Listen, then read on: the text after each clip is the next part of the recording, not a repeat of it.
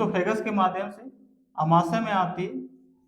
तो अमाशय की दीवारों पर यानी इन दीवारों पे एक ग्रंथि पाई जाती है, ग्लैंड्स पाई जाती है, जिसे हम गैस्ट्रिक ग्लैंड कहते हैं,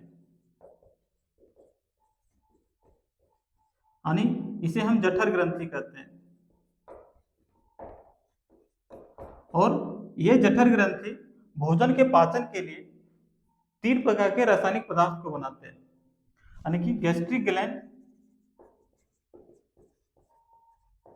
जठर ग्रंथि 3 प्रकार के रासायनिक पदार्थ बनाते हैं। पहला होता है HCl, यानी कि हाइड्रोक्लोरिक एसिड। दूसरा होता है पेप्सिनोजन,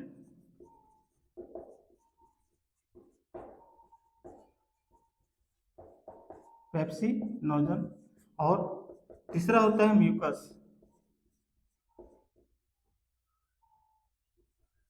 यानी सलेस्मा।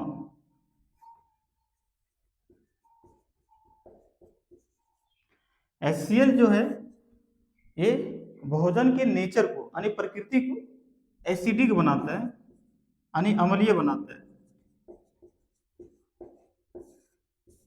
ताकि भोजन का सही तरीके से डाइजेशन हो सके।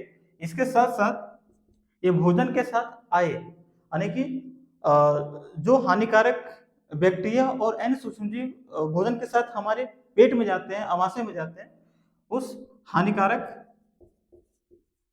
सूक्ष्मजीव को मारने का काम करते हैं, नष्ट कर देते हैं।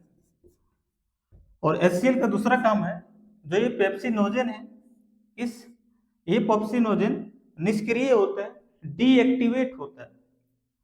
इस डीएक्टिवेटेड पेप्सिनोजन को एक्टिवेटेड यानी सक्रिय पेप्सिन में बदल देता है, यानी कि पेप्सिनोजन को सक्रिय करता है, एक्टिव करता है। दूसरा में है पेप्सिन। पेप्सिन का काम है कि जो भोजन में प्रोटीन है, भोजन में उपस्थित प्रोटीन को पेप्टोन में बदलना, यानी कि जो प्रोटीन भोजन में उपस्थित है उस प्रोटीन को पेप्टोन में बदल देता है। यानी कहने का मतलब है जो भोजन प्रोटीन के जो बड़े बड़े अणु होते हैं, इस बड़े बड़े अणु को पेप्सिन एंजाइम जो है, ये एंजाइम पेप्टोन में बदल देता है, यानी छोटे छोटे टुकड़ों में तोड़ देता है।